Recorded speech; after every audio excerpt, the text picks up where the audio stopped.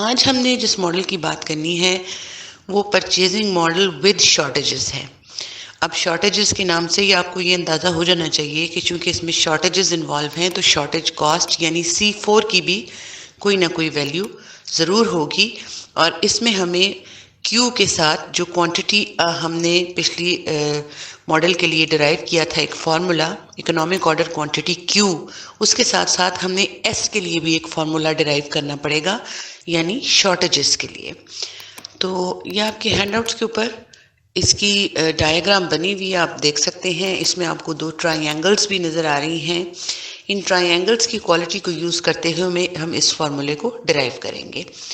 अब इस जो केस है हमारे पास जो मॉडल है with shortages, purchase model with shortages, इसमें हमारी जो टोटल कॉस्ट पर पीरियड है वो चार चीज़ों से मिलकर बनेंगी। इसमें आपकी आइटम कॉस्ट होगी, ऑर्डर कॉस्ट होगी, होल्डिंग कॉस्ट होगी और ऑब्वियसली शॉर्टेज कॉस्ट भी होगी। तो सबसे पहले हम अलग-अलग इन सारी चीज़ों को कैलकुलेट करेंगे और फिर उन्हें प्लस करेंगे तो हमारे पास एक एक्सप्रेशन आ जाएगा जो हमारे पास टोटल कॉस्ट का एक्सप्रेशन होगा। आइए इसको देखते हैं। ये डेरिवेशंस जो है ये एज सच इसलिए इतनी इंपॉर्टेंट नहीं है कि ये बेसिकली फार्मूला डिराइव करने के लिए यूज़ की जा रही हैं। आपको जो क्वेश्चन आएगा उसमें आपको फार्मूले में वैल्यूज पुट करके ही आंसर्स देने होंगे। मे बी कहीं कोई छोटा मोटा पार्ट वो कभी पूछ ले, लेकिन बहरहाल आपको ये आइडिया ज़रूर होना चाहिए कि ये फार्मूलाज डिराइव हुए कैसे हैं। तो इसको हम देखते हैं। सबसे पहले तो आपकी आइटम कॉस्ट आ जाएगी, वो हमने पहले भी पढ़ा हुआ है कि item cost multiply by number of items पर period C1Q। Order cost C2 होती है। अब हम फाइंड आउट करेंगे इसकी होल्डिंग कॉस्ट और shortage cost. Holding cost find out करने के लिए सबसे पहले हमें मैक्सिमम इन्वेंट्री IM को देखना पड़ेगा। अब मैक्सिमम इन्वेंट्री आपके पास क्या है? वही चीज़ें जो आपकी क्वांटिटी और शॉर्टेजेस के दरमियान जो डिफरेंस है वो आपके पास आपकी मैक्सिमम इन्वेंट्री है। It means maximum inventory IM is equal to Q minus S। ये चीज़ आपके पास आ गई, यहाँ से आपको IM की वैल्यू पता लग गई। अब हम इन ट्रायंगल के कॉन्सेप्ट्स को, ये फिगर में हमने देखा था ना दो ट्रायंगल्स थी, उसके कॉन्सेप्ट्स को यूज़ करते हुए इस फॉर्मूला को डिराइव करेंगे। सबसे पहला एक्सप्रेशन जो आपके पास बनेगा वो T1 आपके पास वो टाइम पीरियड है, ये टोटल टाइम पीरियड नहीं है, यानी T जिसको हमने पहले ड्राइव किया था ना, जिसका फॉर्मूला हमने देखा था T का, ये वो नहीं है। ये आपके पास एक जो है उस टाइम का टाइम पीरियड है जब आपके पास आइटम जो है वो हेल्ड है स्टॉक में, यानी हम होल्डिंग निकाल रहे हैं ना, तो वो टाइम पीरियड लेना है जिसमें आपने प्रोडक्ट को, आइटम को होल्ड किया हुआ है। So T1 divided by IM is equal to T divided by Q। अब इसके अंदर सिंपली आपने IM की जो वैल्यू Q माइनस S हमने निकाली थी उसको पुट करना है और आपके पास T1 का एक एक्सप्रेशन आ जाएगा। Similarly T2 over S is equal to T over Q, और इसके अंदर भी आपने वैल्यूज पुट करनी है अपने T की जो Q बाई D थी, और आपके पास एक एक्सप्रेशन डिराइव हो जाएगा। ये सारा कुछ करने के बाद आपकी होल्डिंग कॉस्ट निकलनी कैसे है? होल्डिंग कॉस्ट एक्चुअली आपके पास एवरेज स्टॉक है। एवरेज स्टॉक आपका क्या होगा? जो इन्वेंट्री थी मैक्सिमम इन्वेंट्री IM, उसकी एवरेज यानी IM divided by 2 multiply by T1 जो आपका होल्डिंग टाइम था और multiply by holding cost that was C3। इस एक्सप्रेशन के अंदर आप IM की वैल्यू पुट कर दीजिए और आपके पास होल्डिंग कॉस्ट आ जाएगी जो कैलकुलेट होके हमारे पास निकली है C3Q minus S whole square over 2D। ये हमने कैलकुलेट कर ली। अब हम शॉर्टेज कॉस्ट करेंगे। शॉर्टेज कॉस्ट भी इसी तरह सिमिलरली आपकी एवरेज शॉर्टेजेस होंगी मल्टीप्लाई बाय T2 जो आपका टाइम है और शॉर्टेज कॉस्ट। शॉर्टेज कॉस्ट आपको पता है C4 होती है, T2 भी हमने अभी कैलकुलेट किया है, और एवरेज शॉर्टेजेस जो हैं वो आपको पता है ये S डिवाइडेड बाय 2। अगर टोटल शॉर्टेजेस S हैं तो उसकी एवरेज S बाय 2 होगी। इसको डिराइव कर लें, इसको सॉल्व कर लें और आपके पास आप शॉर्टेजेस आप काउंट कर सकते हैं। अब हम क्या करेंगे, ये सारी कॉस्ट जो हमने निकाली हैं, इन सारी कॉस्ट्स को हम ऐड कर लेंगे, क्योंकि हमें जो बताया गया था कि टोटल कॉस्ट इस पीरियड के लिए जो है वो इन सारी कॉस्ट्स का सम है। तो ये सारे एक्सप्रेशन जो हमने फाइंड आउट किए हैं इसको आप उस फॉर्मूले में डाल दीजिए तो आपके पास C डैश आ जाएगा।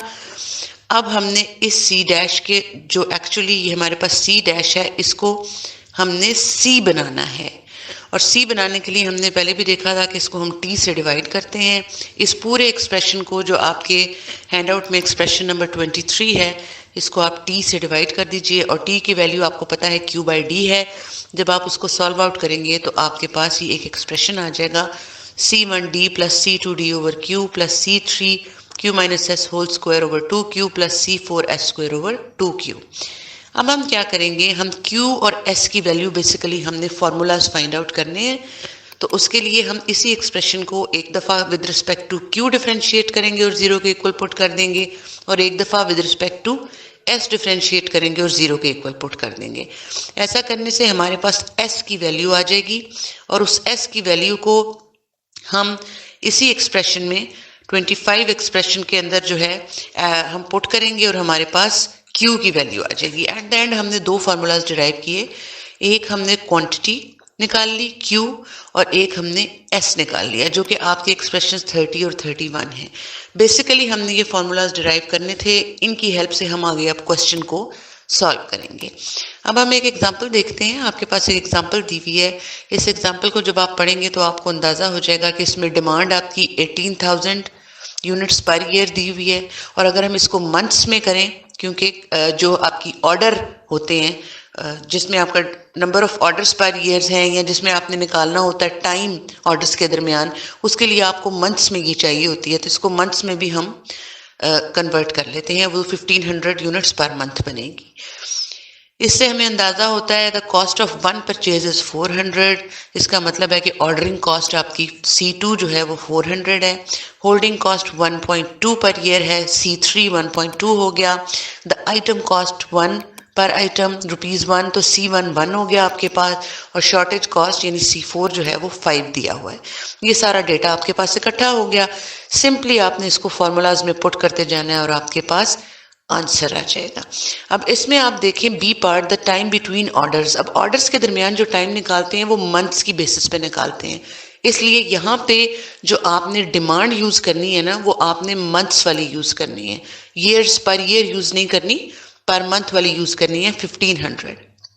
इसको आप यूज करते जाएं। ये सारे पार्ट्स इंतहाई आसान हैं, आप इसको आसानी के साथ कैलकुलेट कर सकते हैं। हाँ, अलबत्ता ये जो आपकी होल्डिंग कॉस्ट और शॉर्टेज कॉस्ट है, इसमें उन्होंने थोड़ा सा कंफ्यूज किया हुआ है। इसको हम देख लेते हैं कि इसको हम कैसे कर सकते हैं। हमने होल्डिंग कॉस्ट का फार्मूला पढ़ा था, C3 into Q minus S whole square over 2D। आप वो फार्मूला यूज कीजिए और आपके पास ये सेम आंसर आ जाएगा। सिमिलरली हमने शॉर्टेज कॉस्ट का भी फार्मूला पढ़ा था, C4 into S square over 2D। आप वो वाला फार्मूला यूज कीजिए और आपके पास यही सेम आंसर आएगा। अगर आप इस बुक वाली चीज से कंफ्यूज मत होइएगा। इसके बाद आपने टोटल कॉस्ट निकालनी है, उसमें आपने ये जो तीनों कॉस्ट निकालनी है इनको ऐड कर दीजिए। और एनुअल कॉस्ट जो है वो आपकी किस तरह निकलेगी, नंबर ऑफ ऑर्डर्स जो थे, एन जो हमने कैलकुलेट किया था, उसको आप मल्टीप्लाई करेंगे आपने जो टोटल कॉस्ट निकाली है उससे, और आपके पास ये रिजल्ट आ जाएगा। अब एन जो है इसको फाइंड आउट करने के लिए भी हमने फॉर्मूला पढ़ा था D बाई क्यू। आपको याद होगा हमने पीछे पढ़ा था डिमांड बाई क्वांटिटी, और मैंने आपको बताया था कि ये टाइम का रेसिप्रोकल ही आप इसको समझ लें। तो वो D बाई क्यू जब आप करेंगे तो आपके पास N आ जाएगा जो 4.66 आएगा, और उसको आप इसके अंदर एनुअल कॉस्ट निकालने के लिए यूज कर सकते हैं। ये तो हो गई बात हमारे पास परचेजिंग मॉडल विद शॉर्टेजेस की। अब जो तीसरा मॉडल है हमारे पास वो है manufacturing model with no shortages, यानी इसमें शॉर्टेजेस नहीं है। इसमें आपके पास एजम्पशंस जो हैं वो तकरीबन मिलती जुलती हैं जो हमने purchasing model with no shortages पढ़ा था। Demand is at a constant rate, सारे कोएफिशिएंट्स कांस्टेंट्स हैं, शॉर्टेज कॉस्ट जीरो है क्योंकि शॉर्टेज है ही नहीं। एक चीज़ जो डिफरेंट है वो क्या है, the replacement rate is finite and greater than the demand rate. यानी आपका जो रिप्लेसमेंट रेट है, जो आपकी चीज़ें रिप्लेस कर रही हैं आइटम्स एक दूसरे को, वो आपकी डिमांड रेट से ज़्यादा होना चाहिए। यानी आपको वो तरसील जो है सारी आइटम्स की टाइमली होती रहेगी। लीड टाइम हमने पहले पढ़ा था, पिछला जो हमने मॉडल पढ़ा था उसमें लीड टाइम जीरो था, फौरन पहुंच जाती थी चीज़। इसमें रिप्लेसमेंट रेट फाइनाइट है और डिमांड रेट से ज़्यादा है। इसको हम रिप्लेनिशमेंट रेट भी बोलते हैं या इसको आप मैन्युफैक्चरिंग रेट भी बोलते हैं और इसको हम कैपिटल आर से डिनोट करते हैं। ये आर इसमें एक सेपरेट चीज़ है जो हमारे पास purchasing model with no shortages में नहीं था, ये उससे डिफरेंट है। अब इसमें क्या चीज़ है, इसमें टोटल कॉस्ट ऑफ इन्वेंट्री जो इस मॉडल में है वो 3 चीज़ों पर डिपेंड करेगी, आपकी आइटम कॉस्ट, ऑर्डर कॉस्ट और होल्डिंग कॉस्ट, क्योंकि शॉर्टेज कॉस्ट तो इसमें है ही नहीं। आइटम कॉस्ट आपकी वही C1Q, ऑर्डर कॉस्ट भी C2 होती है। अब होल्डिंग कॉस्ट निकालने के लिए इसमें थोड़ा सा चेंज लेना पड़ेगा इस फॉर्मूले की डेरिवेशन में। तो उसके अंदर आपने वही जो हमने निकाला था कि मैक्सिमम इन्वेंट्री IM क्या होती है उसको लेना है, C3 into IM into time, total time जो है उसमें T1 T2 दोनों टाइम है, होल्डिंग का टाइम भी है और दूसरा आपका टाइम जो प्रोडक्ट निकाल देने के बाद का टाइम भी है वो भी है। इसको 2 से डिवाइड करेंगे, C3IM मल्टीप्लाई बाय T/2। अब इसमें IM की जो वैल्यू है इस केस के अंदर वो हमारे पास T1 to R minus D है। R हमने अभी पढ़ा है वो क्या चीज़ है, वो आपका रिप्लेसमेंट रेट है या मैन्युफैक्चरिंग रेट है। उसमें से आप डिमांड को माइनस करेंगे, इसको आप फॉर्मूले के अंदर पुट करें और डिराइव करते जाएं, आपके पास C' का एक्सप्रेशन आ जाएगा और वो आपकी total cost of inventory per unit time आपको निकालने के लिए ये तीनों चीज़ों को ऐड करना पड़ेगा, आइटम कॉस्ट, ऑर्डर कॉस्ट और जो भी हमने होल्डिंग कॉस्ट फॉर्मूले के थ्रू निकाली है ये भी। और उसमें टाइम की जगह पे आप उसकी वैल्यू Q/D पुट करेंगे। एट द एंड आपके पास Q की वैल्यू आ जाएगी जो कि √2C2D/C3 और √R/R माइनस D है। ये आपके पास इकोनॉमिक ऑर्डर क्वांटिटी Q है इस मॉडल के लिए, manufacturing model with no shortages. क्योंकि इसमें शॉर्टेजेस नहीं है इसलिए S कैलकुलेट होगा ही नहीं इसमें। अब इसी Q को फॉर्मूले को यूज करते हुए आपने अपनी नेक्स्ट एग्जांपल जो दी हुई है उसको करना है। इस एग्जांपल में आप देख लीजिए तो आपके पास डिमांड जो है वो 18,000 पर ईयर दी हुई है और इसको आपको पर मंथ भी कैलकुलेट करना पड़ेगा क्योंकि हमें ज़रूरत पड़ेगी। C1 जो है आइटम कॉस्ट वो 2 पर आइटम है, C2 जो है वो 500 पर ऑर्डर है और C3 जो है वो 0.15 पर मंथ है और इसी तरह आपका R जो है यानी वो जो आपका रिप्लेनिशमेंट रेट था या मैन्युफैक्चरिंग रेट वो 3000 पर मंथ है। आपने निकालना क्या है, ऑप्टिमम मैन्युफैक्चर क्वांटिटी, वो Q है, उसका फॉर्मूला अभी हमने डिराइव किया है, सिंपली वैल्यूज पुट कीजिए और आपके पास आंसर आ जाएगा। मैक्सिमम इन्वेंट्री का फॉर्मूला भी हमने पीछे देखा है। इसी तरह टाइम बिटवीन ऑर्डर्स, और आपको मैंने ये पहले भी बताया था कि जब ऑर्डर्स के दरमियान टाइम निकालेंगे तो हमेशा आपने मंथली डिमांड को यूज़ करना है, ईयरली डिमांड को यूज़ नहीं करना। तो 1500 पर मंथ डिमांड थी, उससे इसको डिवाइड कीजिए और आपके पास 3 मंथ्स आपके पास इसकी आंसर आ जाएगा। इस तरह नंबर ऑफ ऑर्डर्स जो हैं वो इन्होंने 12/3 किए हुए हैं, लेकिन हमने जो फॉर्मूला N=D/Q पढ़ा हुआ है आप उसके थ्रू भी निकालेंगे तो आपके पास यही आंसर आएगा। सिमिलरली टाइम ऑफ मैन्युफैक्चर जो है T1 वो Q/R है। ऑप्टिमम एनुअल कॉस्ट के अंदर क्या होगा, तीनों कॉस्ट को आपको ऐड करना पड़ेगा। आइटम कॉस्ट C1Q होती है, वो आपको पता ही है, C1 2 है और Q 18,000 है। ऑर्डरिंग कॉस्ट C2N होती है, C2 मल्टीप्लाई बाय N, तो आपको पता है यहाँ पे C2 जो है हमारे पास 500 है और N की वैल्यू भी हमने कैलकुलेट की थी 4 पॉइंट समथिंग या 4 ही आ रही थी, उससे आप निकाल सकते हैं। सिमिलरली इसकी होल्डिंग कॉस्ट जो है उसका फॉर्मूला भी हमने पीछे पढ़ा था, C3 multiply by IM multiply by T/2। तो इसमें T जो है वो आपने, चूंकि ईयर की बात हो रही है तो T की जगह पे आपने 12 लेना है और इसको आप कैलकुलेट कर सकते हैं। ये बुक में थोड़ा कंफ्यूजिंग है, आप इस फॉर्मूले को काइंडली यूज कीजिए जो हमने पिछले इसमें पढ़ा है। इसी टॉपिक के अंदर हमने ये फॉर्मूला जो आपका 35th एक्सप्रेशन था आपके हैंडआउट्स में, जो 35th इक्वेशन थी उसको यूज करते हुए आप इस होल्डिंग कॉस्ट को निकालिए और टी की जगह पे आपने 12 रखना है क्योंकि ईयर की बात हो रही है तो एक ईयर में 12 मंथ्स होते हैं। आपके पास सेम रिजल्ट आएगा और इसके बाद आपने total annual cost find out करनी है। इन तीनों कॉस्ट्स को आप ऐड कर देंगे तो टोटल मैनुअल कॉस्ट आ जाएगी। अब चौथा और आखिरी मॉडल जो है वो मॉडल विद शॉर्टेजेस है। इट मीन्स कि हमें क्वांटिटी के साथ साथ एस भी फाइंड आउट करना पड़ेगा। इसमें भी आपके पास 4 चीजें हैं, item cost, setup cost, item holding cost और शॉर्टेज कॉस्ट।